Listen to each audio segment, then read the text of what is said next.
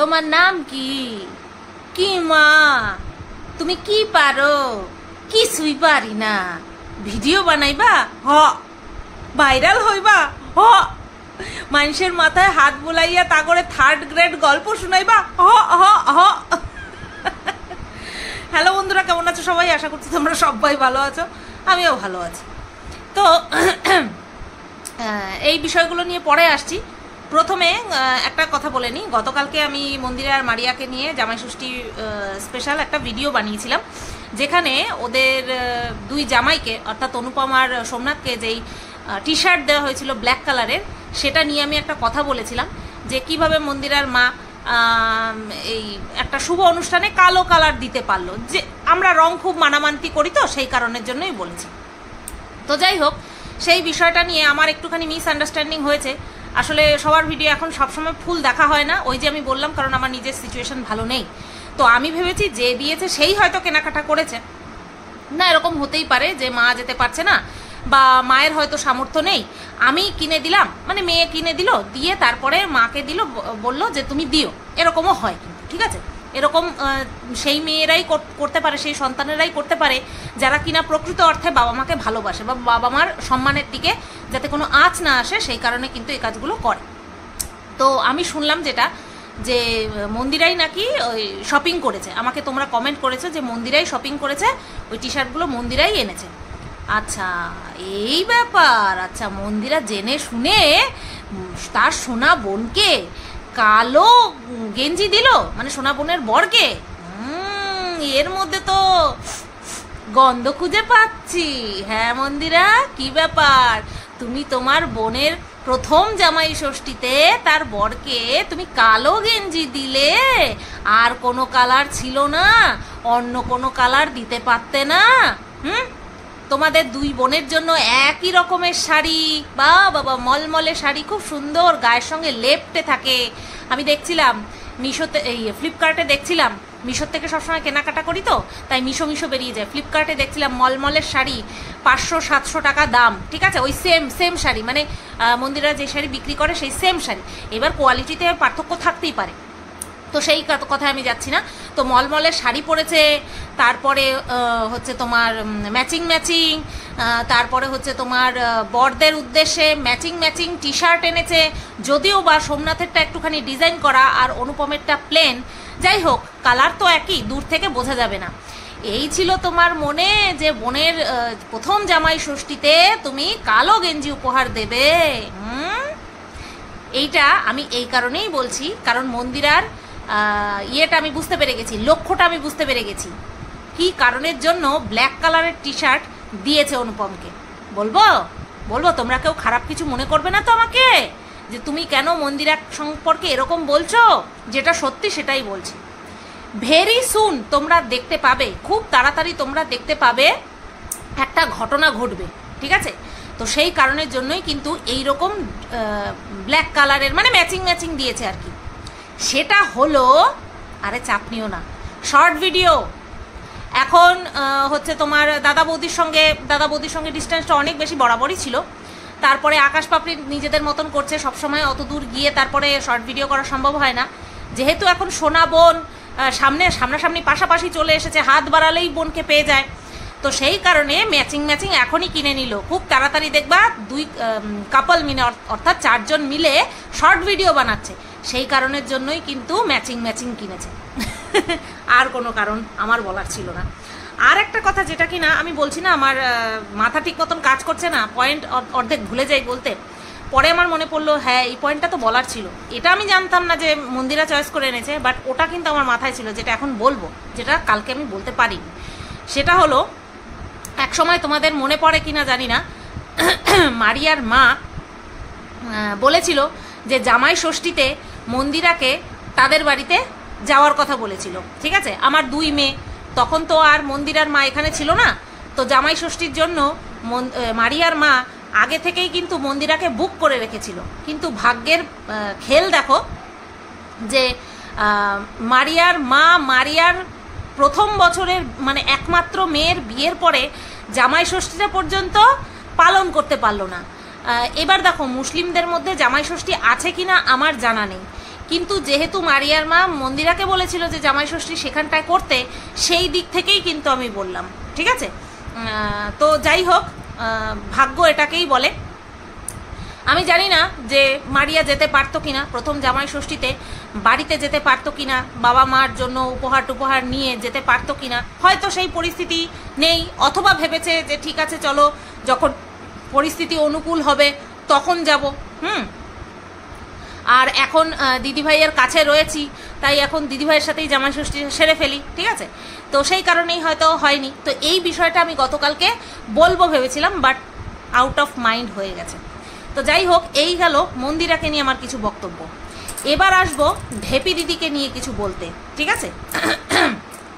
ওই রিমের রিপু দিদি ও ভালো লাগে না, অনেক বড় নাম, তা ঢেপি দিদি বলি। ঢেপি দিদি গতকালকে আমাকে নিয়ে ভিডিও করেছে, দেখলাম আমার ছবি হেজি করে তারপরে থাম্বনেলে দিয়েছে। বলি কি ঢেপি দিদি তুমি আমার ফ্রেশ ছবিও দিতে পারো, কারণ তুমি তো ধোয়া তুলসী পাতা, তুমি যা যা করেছো আজ পর্যন্ত সব কিন্তু একদম ওটাকে কি বলে, একদম ঠিক কাজ করেছো। আর কোনো ক্রাইম করনি, হ্যাঁ কোনো ক্রাইম করনি, কাউকে হ্যারাস করনি, কাউকে পার্সোনাল অ্যাটাক করনি, কারোর মান সম্মান নিয়ে ছিনিমিনি খেলোনি, তুমি তো একদম পুরো ক্লিন ক্যারেক্টার, ঠিক আছে। তো সেই কারণে তোমার তো কোনো ভয় থাকার কথা নয়, তো তুমি আমার ছবি ব্যবহার করতে পারো। আর স্ট্রাইক না, স্ট্রাইক দিলে পরে একটা ক্রিয়েটার কমে যাবে, 2 দিন 3 দিন বা 1 সপ্তাহে একটা যদি কন্টেন্টও করতে পারি তাহলে সেটা মিস হয়ে যাবে। তো স্ট্রাইক আমি দেবো না, তুমি আমার নিশ্চিন্তে আমার ছবি ব্যবহার করতে পারো, ঠিক আছে। এবার তুমি আমার বরের সম্পর্কে কিছু কথা বলছো যে তুই যদি বেরিয়ে যাস তাহলে তো অ্যাকশান নেবো। নেও না, আমি তো চাই অ্যাকশান নাও, আমি তো কিছু করতে পারছি না, তোমরা যদি কিছু করো দেখে শান্তি পাবো। মানুষটা আমাকে বড্ড জ্বালিয়েছে, এখনো জ্বালিয়ে চলেছে, 12 বছর ধরে জ্বালিয়েছে। আমি সবাইকে কানে ফিস করে বলে এসেছি, হ্যাঁ এখন সেটাই সবাই বলছে, বুঝতে পেরেছো। তো যদি অ্যাকশান নিতে পারো তো নাও, কিন্তু তোমার ক্যালকুলেশন বড্ড খারাপ। মনে হয় কি তোমার মাথায় একটা টুং করে যেখানটায় মারলে পরে হিসেব নিকাশ তুমি ঠিক করে করতে পারবে, সেখানে গিয়ে টুং করে একটুখানি বাড়ি মেরে আসি। সেটা কি কারণের জন্য? এই যে তুমি বলো না বারবার 2-3 দিন আগের ভিডিও ফুটেজ, ঠিক আছে, এই সমস্ত কথা বলো না বারবার। এছাড়াও তোমার কাছে তো স্পাই ক্যামেরা ছিল, তুমি ভাবছো যে আমরা মিথ্যে কথা বলছি, যে তুমি ওখানটায় একদম কোনো কিচ্ছু করতে যাওনি, কোনো কিচ্ছু বলতে যাওনি, তুমি তোমার স্বামীর কথায় ওঠো আর বসো, ঠিক আছে। তো তুমি হচ্ছে তোমার তুমি ওখানটায় গেছো, তুমি কিচ্ছু করোনি, তুমি একদম দাদা ভালো আছেন, দাদা আপনার ওয়াইফ এই করেছে আপনি কি জানেন, এরকম করে কথা বলেছো তুমি, ঠিক আছে। হ্যাঁ আমরা তো সবাই মিথ্যে কথা বলছি, তোমার রং তো আমরা দেখিনি, বাইরে যখন বেরিয়ে আসলে তোমার রং তো আমরা দেখিনি, তাই না। তুমি কত রঙ্গ করতে করতে বাইরে আসলে, কত রঙ্গ করতে করতে লাইভ করলে, কত কি বলে তারপরে বাড়িতে এসে আবার একটা ভিডিও করলে, আমরা তো কিচ্ছু দেখিনি, কিচ্ছু জানি না, কিচ্ছু বুঝি না। তুমি যেটা বলবে আমরা সেটাই গিলে নেব, ঠিক আছে। তো যেটা বলছিলাম যে আমাদের কাছে কোনো প্রুফ ছিল না, কারণ আমরা 2-3 দিন পরে গিয়েও আমরা কোনো প্রুফ দিতে পারিনি, কারণ তোমরা তো সতীলক্ষ্মী ব্যবহার করে এসেছো, তাই না। তোমাকে কি কথা বললে, কি গুলে দিলে তারপরে তোমার মাথায় এই বিষয়টা বোধগম্য হবে যে আমরা বাই পোস্টে কমপ্লেন করেছিলাম, এবং সেটা স্পিড পোস্টে হলেও 3 দিনের মধ্যে পৌঁছে গেলেও সেটা ডেস্কে পৌঁছাতে প্রায় মাসখানেক সময় লেগে যায়, আর সেই মাসখানেক সময়ের মধ্যে ওটা স্টোরেজটা খালি হয়ে যায়, সিসি ক্যামেরার স্টোরেজটা খালি হয়ে যায়, এইটুকু বোঝো তো। কারণ তুমি যেখানটায় থাকো সেখানে তো সিসিটিভি সব সময় তোমার চরিত্রের দিকে নজর রাখছে, মানে তোমার দিকে নজর রাখছে, তো সেখানটায় স্টোরেজ তো খালি হয়ে যায়। এই সাধারণ ক্যালকুলেশনটা তুমি বোঝো না। ভালো করে দুব্বা ঘাস খাও, দুব্বা ঘাসের স্যুপ করে খাও, তাহলে গিয়ে বিষয়টা তোমার বোধগম্য হবে। আরে ছাড়ো না, আমি মিথ্যে কথা বলেছি তুমি বলেই দিয়েছো, তুমি তোমার বিচার বিশ্লেষণ সব হয়ে গেছে, ফয়সলা করে দিয়েছো তুমি। বাই দ্য ওয়ে তোমার কাছে যে স্পাই ক্যামেরা কোথায় গুজে ঢুকেছিলে, সেই স্পাই ক্যামেরার মধ্যে তুমি নিজেকে নির্দোষ প্রমাণ করতে পারোনি, আর আমাদেরকে মিথ্যাবাদী প্রমাণ করতে পারোনি। মিথ্যে কথা কেন বলেছিলে যে তুমি স্পাই ক্যামেরা নিয়ে ঢুকেছিলে? কেন বলেছিলে? ম্যান টু ম্যান টক করতে গেছিলে? আচ্ছা, তোমার বরের কথা তুমি শোনো। ও তার মানে তোমার বরই তোমাকে বলে দেয় সবার ঝিঙে নিয়ে নাড়ানাড়ি করে আসো, যাও, তাই না? হ্যাঁ, এই কারণেই তো তুমি তোমার এই সমস্ত ভিডিও করো, কারণ তোমার বরের কথাই তো তুমি ওঠো আর বসো। যাই হোক, তোমার মেয়ে নাকি কিছু বলেনি। তোমার মেয়ে কি বলেছে না বলেছে সেই দিনের ব্লগ ভিডিওটাতে পুরো ক্যাপচার্ড রয়েছে, ঠিক আছে? যে আরে আসবে কি, বোঝাই তো গেল যে যেখানে কাজ করে সেখানে বিন্দুমাত্র সম্মান করে না। তোমার ওইটুকু বিচ্ছি মেয়ের কাছ থেকে শিখতে হবে কে কোন জায়গাকার সম্মান করে কি না করে। যে অন ক্যামেরাতে এত বড় বড় লেকচার মারতে পারে, সে অফ ক্যামেরা কি কি কথা বলতে পারে সেটা বোঝার মতন বয়স আমার হয়েছে, আমার যথেষ্ট বয়স হয়েছে, ঠিক আছে?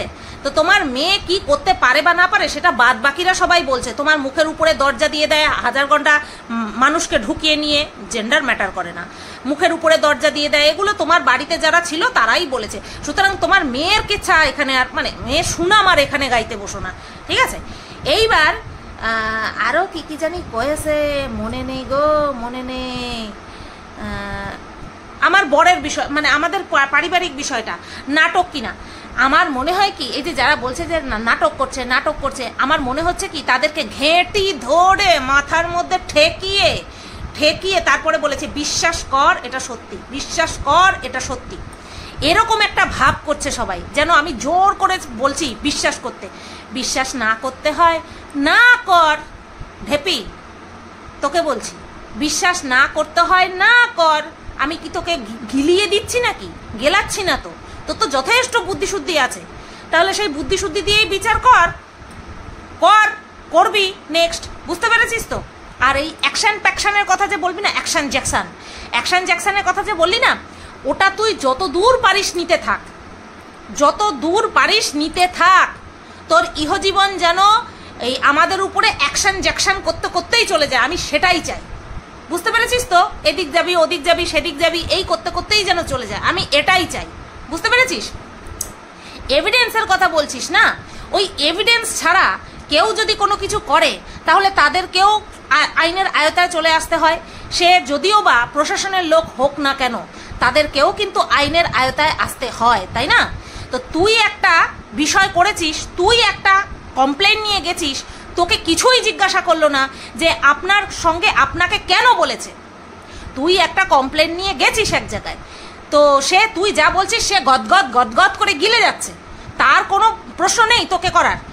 আমি যদি বলি আমি চুরি করেছি, আমাকে তো বলবে রিজনটা কি, স্বভাব না অভাব, আমাকে তো জিজ্ঞাসা করবে, তাই না? আমাকে তো বলতে হবে, কোর্টে দাঁড়িয়েও আমাকে বলতে হবে, কাঠগড়ায় দাঁড়িয়েও আমাকে বলতে হবে যে কী কারণে আমি চুরিটা করেছি, অভাববশত না স্বভাববশত।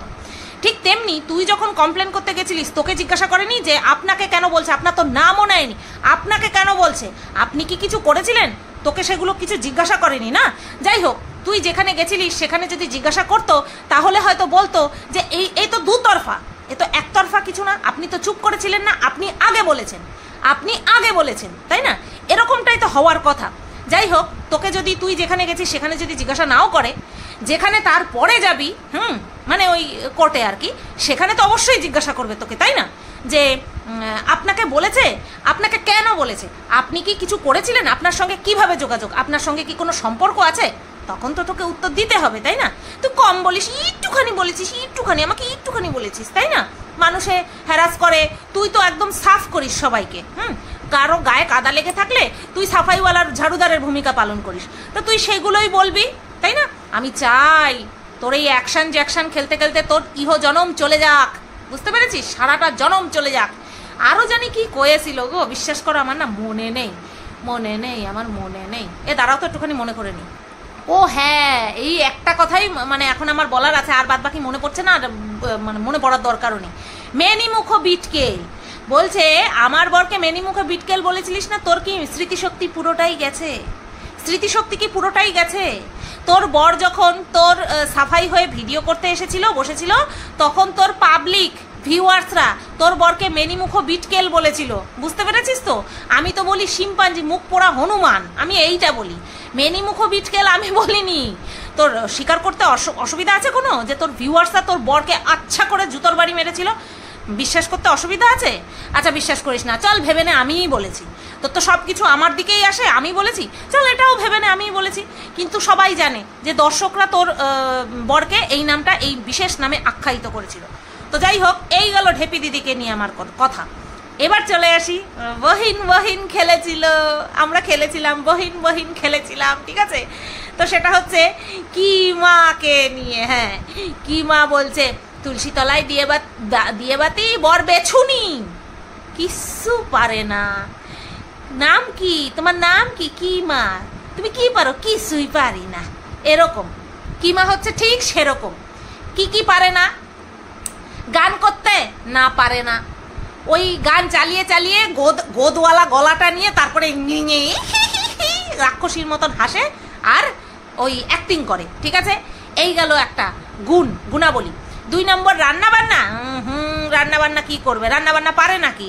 রান্নাবান্না যদি করারই হতো, প্রত্যেক স্বামী চায় তার স্ত্রী তার জন্য রান্নাবান্না করবে, আর তার স্বামী যা বা তার স্ত্রী যা, তাতে করে রান্নাবান্নার লোক, ঘর মোছার লোক, সব কিছুর জন্য লোক রেখে দিয়েছে। তো রান্নাবান্না, সংসার অর্থাৎ ঘরকন্যার কোনো গুণই নাই। তারপরে বাচ্চা বিয়ানোর পরে তারপরে সেগুলোকে মানুষ করেছে। ও বাবা গো, বাচ্চা নিয়ে যা ঠাট, কিমার যা ঠাট, না কিমা দিদি যা ঠাট, বাবারে বাবা। বলে বাচ্চাগুলোকে নাকি রত্ন তৈরি করেছে।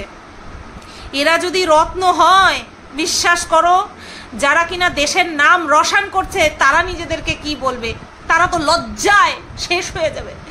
এই কিমা দিদি যদি নিজের ওই মানে কি বলবো গুটখাখোর ছেলেটাকে যদি বলে রত্ন তৈরি করেছে, কিমা দিদি যদি বলে তার অকালপক্ষ ছেলেটা বিয়ে বাটরা করে, হ্যাঁ, অল্প বয়সে মানে চুল পাকতে না পাকতে বিয়ে করে ফেলেছে, যদি বলে রত্ন তৈরি করেছে, তাহলে আর কি করবা বলো? কিছু করার নাই। কিছু মানুষ ভুল ভ্রান্তিতে থাকতে খুব পছন্দ করে। তো কিমা দিদি অনেকটা সেই টাইপের। জীবনে যত ভুল করেছে সেগুলোকেই ও গুণাকারে আমাদের সামনে পরিবেশন করতে চায়। করুক, কোনো অসুবিধা নাই। যাই হোক, এইবার আসি, আমার বরকে বলছে মারতে। তুমি মারো নাকি? তুমি তোমার বরকে মারো নাকি? দেখলে তো মনে হয়, ওই যে সেদিন বলছিলে না যে মারবো ঠারবো, রোগা বরটার কি না কি কখন হয়ে যাবে, সেদিন বলছিলে না, তার মানে হাতাপাইও হয়, তাই না? আচ্ছা, যাই হোক, ওই যে দাঁত মাত ভেঙে গেছিল কি কারণে? এখন তো বাঁধানো দাঁত, বহু মানুষ তোমার সেই আগের রূপ চেনে না, ভাঙা দাঁত। তো যাই হোক, তুমি আমার বরকে অনেকগুলো বাজে বাজে কথা বলেছো। আমি আগের দিনও বলেছি যে তোমার বরকে আমি কিছু বলবো না, ঠিক আছে। তোমার বরকে তো অ্যাওয়ার্ড দেওয়া উচিত, তোমার মতন একটা সতীলক্ষ্মী বউকে নিয়ে সংসার করছে। তো আজকে দুটো কথা বলি, আমি শুধু বুঝিয়ে দিই লম্পট কাকে বলে। তুমি আমার বরকে লম্পট বলেছো, তো লম্পট কাকে বলে? ক্যারেক্টারলেস লম্পট, ওই একই টাইপের শব্দের মধ্যে পড়ে যায়। লম্পট হচ্ছে আমার মনে হয় তোমার বর, যার কিনা পতিতালয়ে নিয়মিত যাতায়াত ছিল, এবং পতিতালয়ে কোন মেয়েটা সদ্য 13-14 বছর মানে বাচ্চা মেয়ে, 13-14 বছর তো টিনেজার, ওই সদ্য আর কি বলবো, চোখে পড়ার মতন হয়েছে, তাকে ধরে এনে বাড়ির বউ করে ফেলেছে। হ্যাঁ, লম্পট একে বলে, যার কিনা পতিতালয়ে যাতায়াত ছিল। তো তোমার বর একেবারে আক্ষরিক অর্থে, প্রকৃত অর্থে একেবারে লম্পট ক্যারেক্টারের জলজ্যান্ত উদাহরণ, ঠিক আছে। তো যাই হোক, এবার বলবো মাতাল। তুমি নিজের মুখে বলেছো তোমার বর মাতাল। তো যদি কাউকে পে দিয়ে ঠিক করতে হয়, সেটা তোমার বরকে ঠিক করতে হবে, কিন্তু তুমি ভালো হলে না তোমার বরকে পেদাতে বলবো। তুমি তো আরও বেশি ডেঞ্জারাস। তাই তোমাকে বলে দিলাম, লম্পট যদি প্রকৃত অর্থে কেউ হয়, সেটা তোমার বর। বুঝতে পেরেছো? যে কিনা তার বংশের মুখে চুনকালি মাখিয়ে তোমার মতন একজনকে ধরে নিয়ে এসে বিয়ে করেছে। তারপরেও যদি তুমি সুস্থ মতো ঘরে থাকতে না, কোথায় কাজল ঘষতে যাও, কোথায় লিপস্টিক ঘষতে যাও, কোথায় মেকআপ করতে যাও, কত জায়গায় যে গিয়ে বেরিয়েছো, সে তো একমাত্র ভগবান জানে, আর ওই তোমার বরটা জানে, লম্পট বরটা জানে। বুঝতে পেরেছো? তো যাই হোক, এবার বলছো কে কে ভিডিও করেছে। দেখো, তনুশ্রী ভিডিও করেছে, সেটা তুমি চালিয়ে শোনাচ্ছ, এরকমভাবে শোনাও যাতে করে ওর আরও 2টো ভিউজ বেশি হয়। পারলে কমিউনিটিতে দাও, যাতে করে 2টো ভিউজ বেশি হয়। আমাদের প্রত্যেকের ভিউজের আকাল পড়েছে। হ্যাঁ, আমরা তো একে অপরের ভিডিও দিতে পারবো না। তো তোমার হয়ে যে ভিডিও করছে আর আমার বিপক্ষে যে করছে, তার ভিডিও তুমি কমিউনিটিতে দাও। বুঝতে পেরেছো? ওইভাবে চালিয়ে শুনিয়ে কিছু হবে না, কমিউনিটিতে দাও, তাহলে ভালো হবে। এই গেল তনুশ্রীর কথা। এইবার বলি, ওই এপি ঘেপি আরেকটার কথা বলেছো না, ওই যে বাইরে গিয়ে যে মুখ এরকম দিনে 5টা-6টা ভিডিও করে, তার কথা তুমি বলেছো। জুতোর বাড়ি। ভিডিও করছি আমরা কন্টেন্টের জন্য, পয়সার জন্য আমরা ভিডিও করি, এটাকে বলে কন্টেন্ট করা। জুতোর বাড়ি তো তোমাকে তোমার ভাই মেরেছে, ওটাকে বলে জুতোর বাড়ি মারা। যার জন্য তুমি বুক পিঠ দিয়ে আগলে রাখলে যেই ভাইকে, যেই ভাইয়ের জন্য তুমি কেস খেলে, সেই ভাই তোমাকে মুখ বরাবর থুতনি বরাবর লাথি মেরে বের করে দিয়েছে, এটাকে বলে ঝাঁটা জুতোর বাড়ি মারা। এই যে আমরা ভিডিও করি না একে অপরকে, বলি না এটা শুধুমাত্র কন্টেন্টের জন্য বলি, ভিউজের জন্য বলি। যদি অন্য অন্য মানে কিছু কাজ করতাম তাহলে তোমার মতন ক্যারেক্টারের মহিলাকে নিয়ে থোড়ি আমি ডিসকাস করতাম, ঘুরেও তাকাতাম না। বুঝতে পেরেছো? জুতোর বাড়ি মারা বলে ওই তোমার ভাই তোমাকে যে মেরেছে সেটাকে বলে জুতোর বাড়ি মারা। জুতোর বাড়ি তোমাকে মেরেছিল ওই দিশানি, যাকে তুমি নোংরামো করতে পরামর্শ দিচ্ছিলে যে আরে মা বাবাকে বলবি প্রমোশনাল ভিডিও করতে যাচ্ছি, আর তারপরে তোরা যা খুশি তাই করবি, যা খুশি তাই করবি, নতবা কিন্তু কন্টেন্ট হবে না। তুই পরের মেয়েকে এই ধরনের শিক্ষা দিস, তুই নিজের ছেলে মেয়েকে রত্ন তৈরি করেছিস? হ্যাঁ, তুই নিজের ছেলে মেয়েকে তুই করে বলে ফেলছি? তবা তবা তবা তুমি তুমি না না, আমি অজ্ঞানে বলেছি, অন গড আমি অজ্ঞানে বলেছি। কিমা দিদি, তুমি অন্যের মেয়েকে এই ধরনের নোংরামি করার পরামর্শ দিচ্ছ। তুমি রিমির আন্ডারওয়্যারের ভেতরে বেলুন গুজে দেবে, রড ঢুকিয়ে দেবে, এই ধরনের নোংরা কথা বলা মহিলা তুমি। তোমার ছেলে মেয়েকে তুমি মানুষের মতন মানুষ করেছো? কোন মুখ দিয়ে বলো? ওই ওই ওই গোবর্ধন মার্কা মুখটা দিয়ে বলো না, লোকে ভয় পাবে। বুঝতে পেরেছো? লোকে ভয় পাবে। তুমি যেই নোংরা মহিলা, তুমি যেই নোংরামি করে এই জায়গায় এসেছো, তারপরে তুমি যদি বলো তুমি রত্ন তৈরি করেছো, গিলতে পারবো না, হজমও হবে না।